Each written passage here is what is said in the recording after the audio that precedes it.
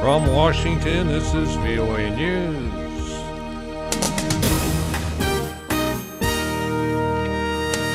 New Year's celebrations ring in 2014. Israel releases another group of Palestinian prisoners. I'm Ray Kouguell reporting from Washington.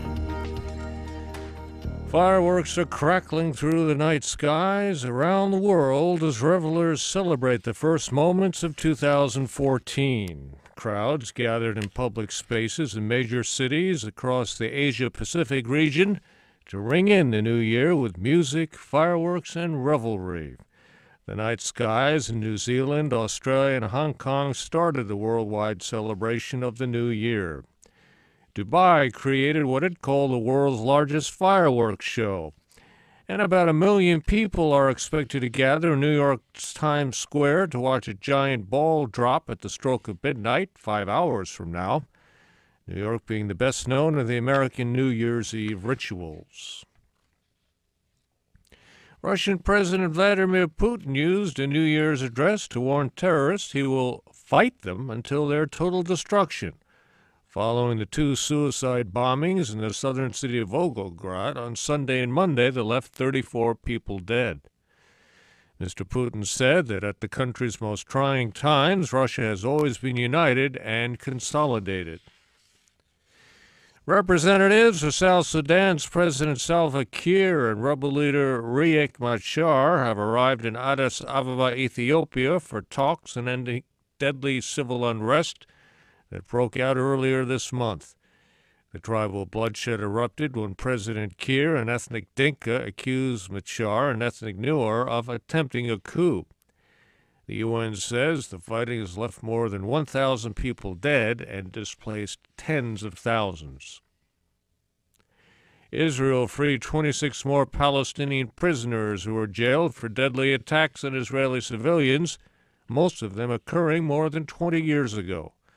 It is the third scheduled release under an agreement to revive peace talks between the two sides. VOA's Scott Bobb reports. Ramadan Yaqub is tasting freedom for the first time in 21 years. Until a few hours ago, he was in prison, convicted of killing an Israeli woman. His release brought to 78 the number of long-term Palestinian prisoners freed as part of confidence-building measures to revive the Israeli-Palestinian peace talks. The release early Tuesday brought joyous celebrations and a welcome from the head of the Palestinian Authority, Mahmoud Abbas.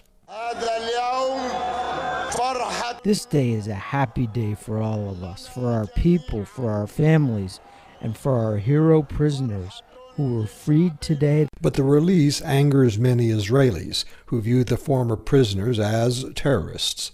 Scott Bobb, VOA News, West Bank. The United States freed the last 3 Uyghur prisoners from Guantanamo Bay for their new lives in Slovakia. The men, Muslims from China, were among 22 Uyghurs arrested in Afghanistan and held as alleged terrorists. The Syrian government missed a Tuesday deadline for removing its deadliest chemical weapons components out of the country, with international monitors attributing the delay to unspecified security concerns and bad weather.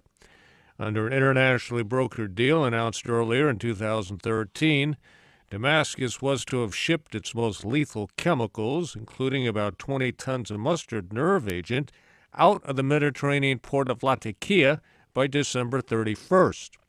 The toxins are slated for destruction at sea, with a mid-2014 deadline looming for the removal of the entire Syrian chemical arsenal. Pakistan's former military president Pervez Musharraf goes on trial for treason today. He says the charge is unfounded and the result of a political vendetta.